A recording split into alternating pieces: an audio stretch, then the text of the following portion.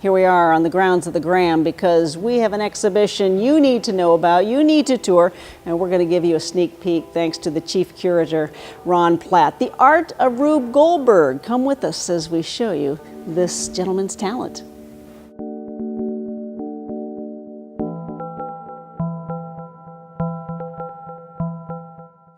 Ron Platt, Chief Curator. Here we are in your home away from home with some pretty unique art to talk about. Congratulations to this Art of Rube Goldberg. Thank you. Yeah, we're really excited about it, and it's been going well, and I think we're bringing in more audience, some younger audience. We can talk about that a little bit if you want to, but yeah, the show has been doing really well since we opened it a few weeks ago. The Art of Rube Goldberg. Who is Mr. Goldberg? Why bring this art to Grand Rapids? Great questions. When the proposal sort of came across my desk, I was like, Rube Goldberg, yeah, I've heard of him. The idea of like these sort of crazy contraptions made out of different parts came into my mind. But I realized I didn't really know who the guy was, and so I looked more closely. The show, the crux of the show are these drawings that he created, beginning in the teens, the 19-teens, and up into the 50s. And we realized there was a really interesting person here that we wanted to bring back to sort of the public imagination. Yeah.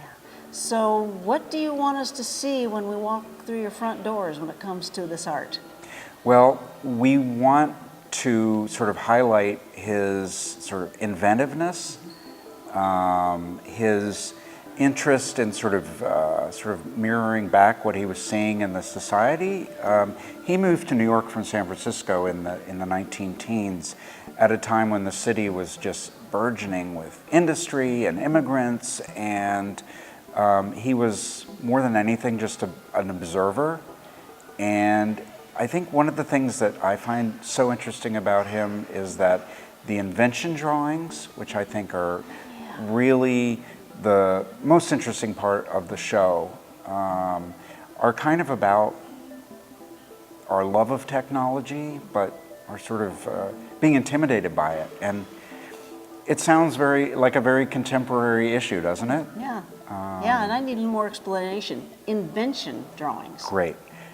These are drawings that he made for the newspapers, but what they showed was an image of maybe a hat rack falling over and knocking into a water cooler, and that sent a ball rolling down a chute, and it was all these sort of like, it was a chain reaction machine basically, and so it was sort of about the fascination with technology, but ultimately like, well, you know, we existed just fine without it. Let's not lose our sense of humanity. And so he was sort of lampooning, sort of sending up the fascination with the new factories and technologies that people were just so enchanted with. Here we are in one of the spots where we see much art on the wall, including what's behind you, like comic strips. Well, this is kind of unbelievable, but by the 1920s, he was making $200,000 a year as a cartoonist.